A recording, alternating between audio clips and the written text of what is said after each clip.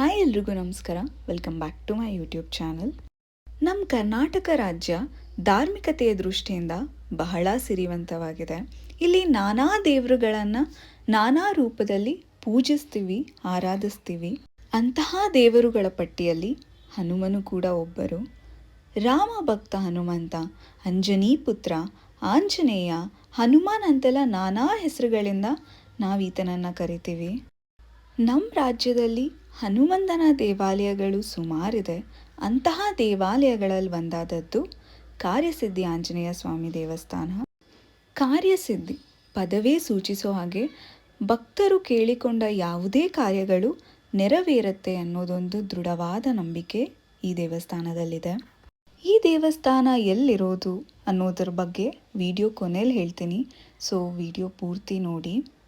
ಈ ದೇವಾಲಯದಲ್ಲಿ 200 ಟನ್ ತೂಕದ ಆಂಜನೇಯ ಸ್ವಾಮಿಯ ಏಕಶಿಲಾ ವಿಗ್ರಹ ಇದೆ.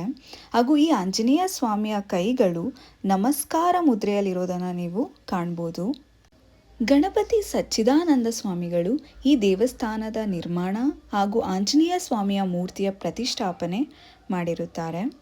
ಈ ದೇವಾಲಯದ ವಿಶೇಷತೆ ಬಗ್ಗೆ ಮಾತಾಡೋದಾದರೆ, ಭಕ್ತರು ತಮ್ಮ ಕೋರಿಕೆಗಳನ್ನು ಈಡೇರಿಸಿಕೊಳ್ಳಲು ಆಂಜನೇಯ ಸ್ವಾಮಿಗೆ ತೆಂಗಿನಕಾಯಿ ಹರಕೆ ಹೊರ್ತಾರೆ.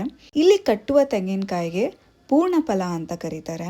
ಈ ಹರಕೆಯನ್ನು ಹೇಗೆ ಮಾಡೋದು ಅಂದರೆ, ದೇವಸ್ಥಾನದ ಕೌಂಟರ್ನಲ್ಲಿ ತೆಂಗಿನಕಾಯಿನ ತಗೋಬೇಕಾಗತ್ತೆ. ಒಂದು ತೆಂಗಿನಕಾಯಿಗೆ 150 ರೂಪಾಯಿ ತಗೋತಾರೆ. ತೆಂಗಿನಕಾಯಿ ಜೊತೆಗೆ ನಿಮಗೆ ಒಂದು ಕಾರ್ಡ್ ಕೊಡ್ತಾರೆ. ಅದರಲ್ಲಿ ಕಾರ್ಯಸಿದ್ಧಿ ಆಂಜನೇಯ ಸ್ವಾಮಿಯ ಫೋಟೋ ಹಾಗೂ ಅದರಿಂದ ಮಂತ್ರ ಕೂಡ ಇರುತ್ತೆ. ಹಾಗೂ ಇದರ ಜೊತೆ ನಿಮಗೆ ಒಂದು ದಾರ ಹಾಗೂ ಒಂದು ಚೀಟಿ ಕೊಡ್ತಾರೆ.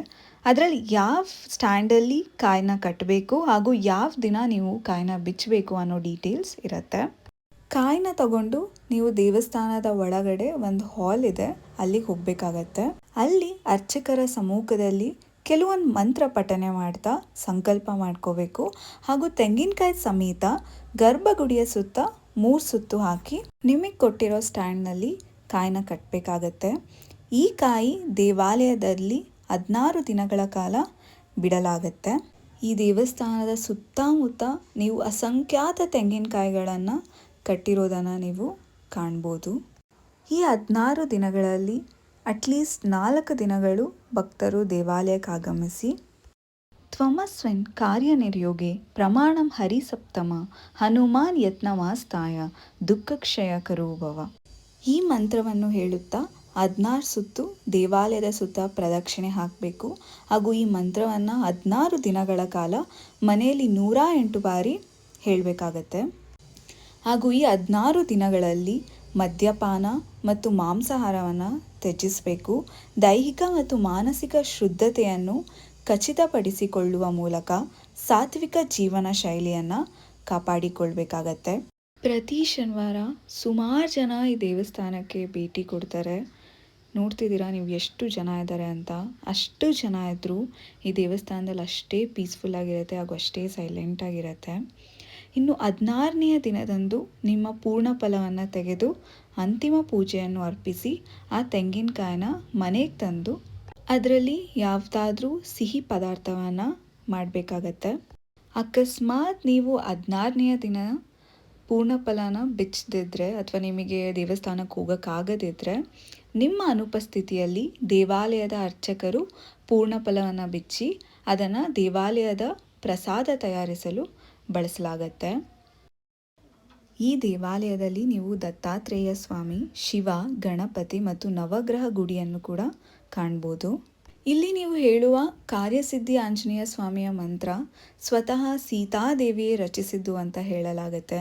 ಅದಕ್ಕೆ ಈ ಮಂತ್ರಕ್ಕಷ್ಟು ಪವರ್ ಇದೆ ಅಂತ ಹೇಳ್ತಾರೆ. ಸುಮಾರು ಉದಾಹರಣೆಗಳಿದೆ. ಇಲ್ಲಿ ಭಕ್ತರು ಬಂದು ಅವ್ರು ಕೇಳ್ಕೊಂಡಿರುವಂತಹ ಕಾರ್ಯಗಳು 48 ದಿನಗಳಲ್ಲಿ ಈಡೇರಿರುವಂಥದ್ದು. ಎಕ್ಸ್ಪೆಷಲಿ ನೀವೇನಾದರೂ ಜಾಬ್ಗೆ ಹುಡುಕ್ತಿದ್ರೆ ಈ ದೇವಸ್ಥಾನ ಒಳ್ಳೆ ರಿಸಲ್ಟ್ಸ್ ಕೊಟ್ಟಿದೆ ಅದಕ್ಕೆ. ಇನ್ನು ದೇವಸ್ಥಾನದ ಸುತ್ತಮುತ್ತ ಪೂರ್ಣ ಫಲದ ಬಗ್ಗೆ ಡೀಟೇಲ್ಸ್ ಹಾಕಿರ್ತಾರೆ, ನೀವು ಓದ್ಕೋಬೋದು. ಅಕಸ್ಮಾತ್ ನಿಮಗೆ ಡೌಟ್ ಇತ್ತು ಅಂದರೆ ಅರ್ಚಕರನ್ನ ಕೇಳ್ಬೋದು, ಅವರು ಹೇಳ್ತಾರೆ. ಹಾಗೆ ದೇವಸ್ಥಾನದ ಟೈಮಿಂಗ್ಸ್ ಬಗ್ಗೆ ಕೂಡ ನಾನು ಈ ವಿಡಿಯೋದಲ್ಲಿ ಹಾಕಿದ್ದೀನಿ. ಇನ್ನು ಈ ದೊಡ್ಡ Anjaneya statue centre of attraction ಅಂತಲೇ ಹೇಳ್ಬೋದು. ಹಾಗೂ ಆ ಪುಟ್ಟ ಆಂಜನೇಯ ಏನಿದೆ ಅದಕ್ಕೆ ಸುಮಾರು ಜನ ವಿಳೆದೆಲೆ ಹಾರ ತಂದು ಹಾಕ್ತಾರೆ. ಹಾಗೂ ಎಕ್ಕದ ಗಿಡದ ಎಲೆ ಮೇಲೆ ಶ್ರೀರಾಮ್ ಜೈರಾಮ್ ಅಂತ ಬರೆದು ಹಾರಾನ ಮಾಡಿ ಅದನ್ನು ಕೂಡ ತಂದು ಹಾಕ್ತಾರೆ. ಇಷ್ಟೆಲ್ಲ ತಿಳ್ಕೊಂಡ್ಮೇಲೆ ಈ ದೇವಸ್ಥಾನ ಎಲ್ಲಿರೋದು ಅನ್ನೋದ್ರ ಬಗ್ಗೆ ತಿಳ್ಕೊಬೇಕಲ್ವಾ. ಈ ದೇವಸ್ಥಾನ ಇರೋದು ಬೆಂಗಳೂರಿನ ಗಿರಿನಗರದಲ್ಲಿ. ಇಲ್ಲಿಗೆ ಬರೋದಕ್ಕೆ ನಿಮಗೆ ಬಸ್ ಫೆಸಿಲಿಟೀಸ್ ಕೂಡ ಇದೆ. ಸೀತಾ ಸರ್ಕಲ್ ಸ್ಟಾಪ್ ಇಳ್ಕೊಂಡ್ರೆ ಅಲ್ಲಿಂದ ನಿಮಗೆ ವಾಕೇಬಲ್ ಡಿಸ್ಟೆನ್ಸ್ ಇದೆ. ಆ್ಯಂಡ್ ಮೆಟ್ರೋ ಫೆಸಿಲಿಟೀಸ್ ಕೂಡ ಇದೆ, ನೀವು ಅದನ್ನು ಕೂಡ ಉಪಯೋಗಿಸ್ಕೋಬೋದು.